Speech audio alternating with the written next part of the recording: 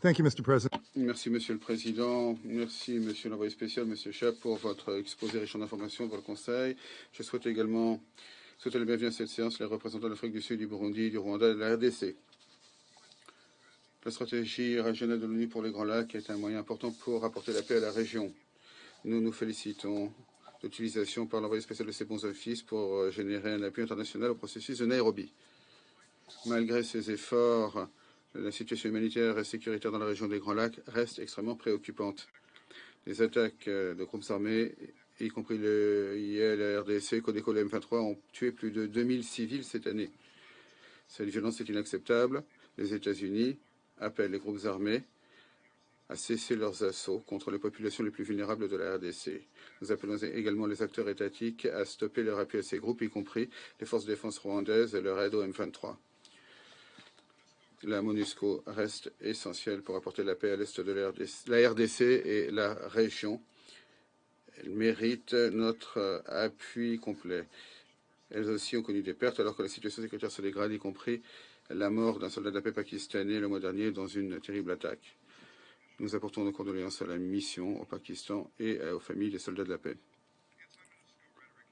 Les discours anti-MONUSCO augmente les risques déjà importants pour les soldats de la paix. Nous sommes préoccupés par les appels à son retrait immédiat. Nous exhortons la RDC à travailler avec la MONUSCO pour un retrait graduel, responsable, conditionnel, avec des indicateurs.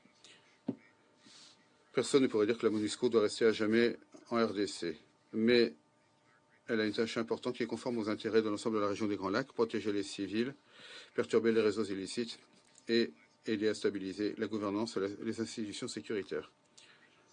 Les États de la région, en bilatéral comme à travers la CAE, ont également déployé des soldats pour faire face à l'insécurité croissante dans l'est de la RDC. Alors que ces efforts avancent, il est impératif qu'ils n'aggravent pas une situation déjà tendue. C'est pourquoi nous appelons les dirigeants de la région à faire en sorte que les forces bilatérales et multilatérales respectent les droits humains, accordent la priorité à la sécurité des civils et s'abstiennent d'activités illicites telles que l'extraction des ressources naturelles. Il est tout aussi essentiel qu'elles se coordonnent avec et complètent le travail important des forces armées de la RDC, de la MONUSCO et des agences humanitaires de l'ONU ainsi que des ONG.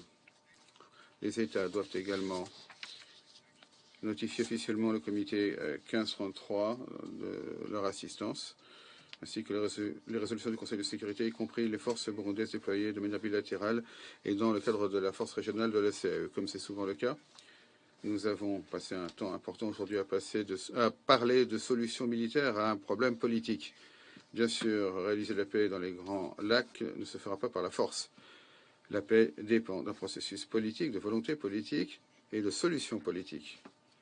À cette fin, les États-Unis ont annoncé en septembre 13 millions de dollars supplémentaires de financement pour appuyer un processus électoral transparent en RDC.